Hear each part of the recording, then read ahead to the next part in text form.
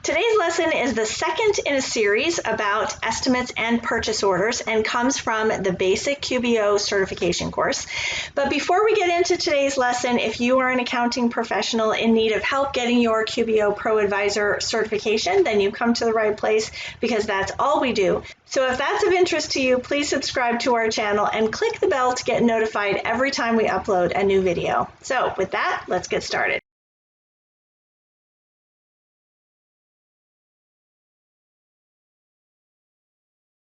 All right, so we're going to be working on exercise 3.6b, which if you need a copy of the exercise, click the link below and you will find how to access our practice library, as well as find out information about our full certification course.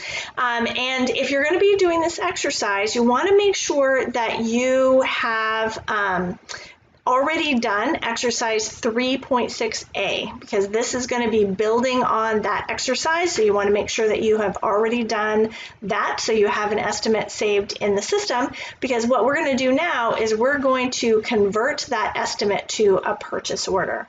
All right, so here's the scenario. Great news. Gevelber Photography liked the price and wants to move forward with installing the background.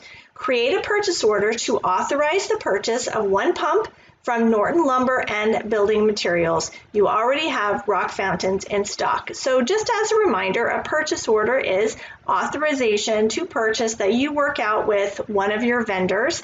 And so that's what we're going to do here. As it says on the exercise, make sure you created the previous exercise so you have that estimate in there.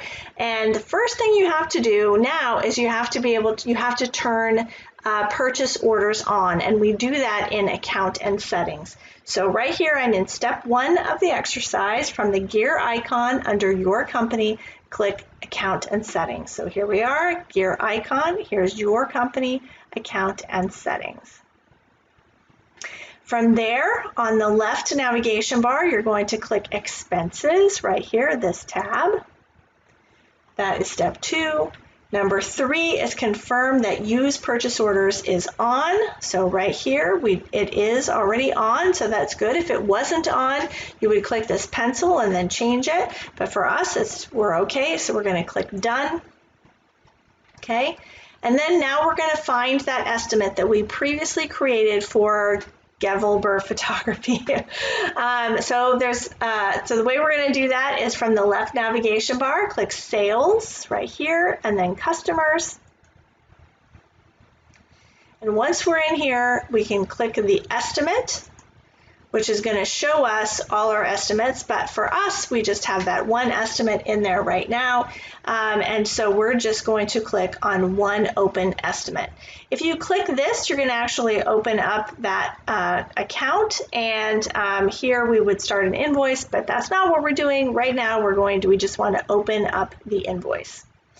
Okay, so I think that I mentioned step 7, you would have a list of all of the estimates for this. Oh, I guess I didn't mention that if they had more than one estimate, then it would show you a list of all of their estimates, but we only have that one, so we're good.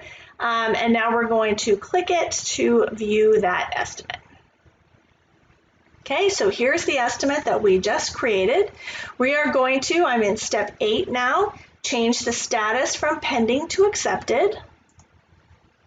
From pending to accepted. And then we're going to leave the buy and date fields empty. So if in a real scenario, maybe you want to track that information, for our purposes for the exercise, we're just going to leave it empty. And then we're going to click the black save button, which is right here, not the green save and close, but the black save button, okay? And the reason I'm doing that is just to show you, let's see, click the black save button to save the new status and remain on the screen, okay? So I just wanted to show you that the status has changed. In the upper right-hand corner now, we're going to create the invoice. So we're going to select, we're not going to select create invoice, we're going to select the arrow next to create invoice right here, and it says copy to purchase order. So right there, we're getting a little message. says, oh, in step 11, it says click OK, because not everything is going to be there. Okay, and here is our purchase order. So what we're going to do, remember this is for Norton Lumber and Building. That is our vendor that we have approved to get this, what are we getting? The pump, I think. So we're going to hit Norton right in here. Norton Lumber and Building Materials is there in the vendor. So again, we're still in step 12. Right now it has copied over only the items. Notice what didn't copy over were those service things, the design and the installation. And that was what that box was that we clicked OK on, because not everything could be transferred over. So here we are, and we already have the rock fountains in stock, remember? So we can just delete that line, and we're going to do that by clicking this little trash can. And now we have the pump left over. Okay, we're going to assign the customer as Gevelber. Is that how I decided to pronounce it? I can't remember. And that's it. So we are just going to hit save and close. That's in step 13. Remember, we can also hit the green arrow if it doesn't say save and close for us. So there is, we're going to click save and close.